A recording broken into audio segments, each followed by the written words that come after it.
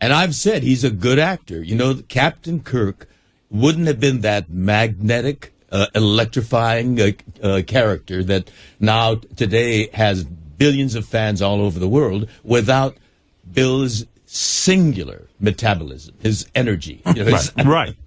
But listen to me. It's a very nice thing to say. When we get on the show, because I'm sure they're going to grab at this, when we get on the show, you can't back off either. I want you to really be genuine. You know, be nice. Yeah. Don't you make up with him in 3 seconds because, listen, there's been a lot of mean things said. I will, cite every situation. When for all the things that we've done together as a Star Trek cast. Yes. When it wasn't paid.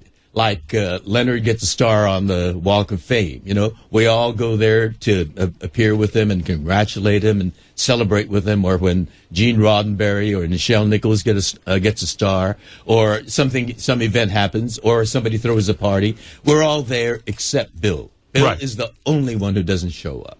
A historic event like when the first space shuttle was rolled out, named the Enterprise after the Starship Enterprise. Right. We all drove out on our own, unpaid, to Edwards Air Force Base for the rollout. Everybody. So he's probably going to... But you see, you would say, But that's not against you. But in other words, it's an arrogance. But that's Bill's character. Right. But don't you think he thinks he's better than all of that? In other words... I think he does. He didn't even show up for Gene Roddenberry's funeral or Major Barrett Roddenberry's funeral. The rest of us were all there. And your point is, Star Trek gave him a life and gave him a tremendous amount of money. I'm talking about the conventions and all that. He should honor that and even help keep it going because you guys make a lot of money off of that. But just on the level of human decency, right. We've worked together. Just on that level, when someone like Gene Roddenberry passes, who created those opportunities for him, but as a human being, pay your respect. You pay your respects, and he wasn't there. Howard, if 1,000,000 to 1 shot at this happening, but if for some odd reason you die before me, I'd go to your funeral. Thank you. I appreciate that. Well, I would go to yours. Oh, thank you. But that's great, too, because you're a big Star Trek fan, and there's a connection there. You're the interviewer that you are. I think that would be an enormous thing. I would understand William Shatner not showing up for that on the level that, okay, whatever. He felt it was a job at the time he did it, but he didn't have this allegiance to Gene Roddenberry or the show. And I think Bill sees himself as more versatile than just Star Trek. And I think he gets to. But the personal attack is what I would really go after. I'd say it seems like you're really against George. He's written stuff about you, said stuff about you, and it makes no sense to be so angry with you. Yeah.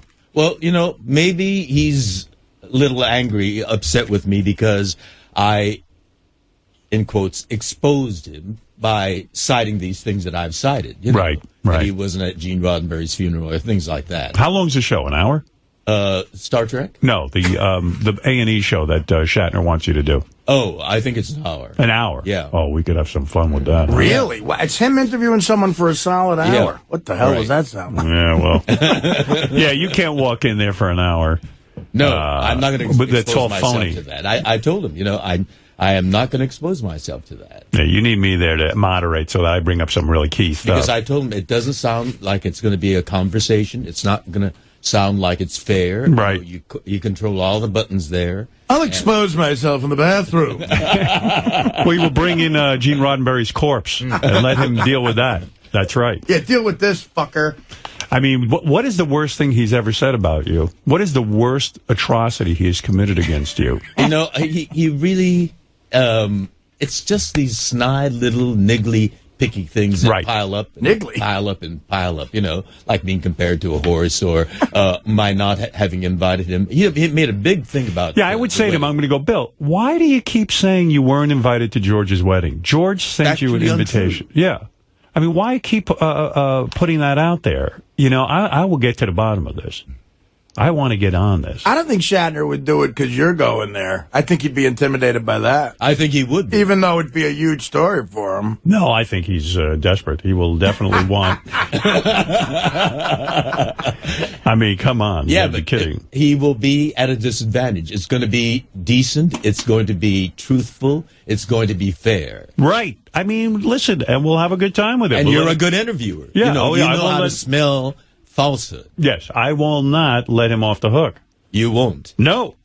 You will be a fair moderator. Yeah. Now, because he's going to try and squirm out of it. He's going to try and say, oh, I love Georgie. This is ridiculous. Exactly. I'm going to say, stop it. Bill, you are angry with him. Here's what you said. And then I play the tape. And he's going to cite all the horrible things that I've said about him. Right. Oh, man, I have to really do some research. Here. Major research project. Yeah, I'll come in there I'll come in with this tape. Hold on a second. Oh, you've got something already. Yeah, I'm already ready. Where's Shatner? Let's go. George Takei just got married. And that's the other thing. No one knows how to say your name. Exactly. I would bring that up. I would say, listen, Bill, you know how to say the gentleman's name. You worked with him. Everybody else says it right. He deliberately, maliciously, purposely, mispronounces it. Apparently, he made a point of not inviting you.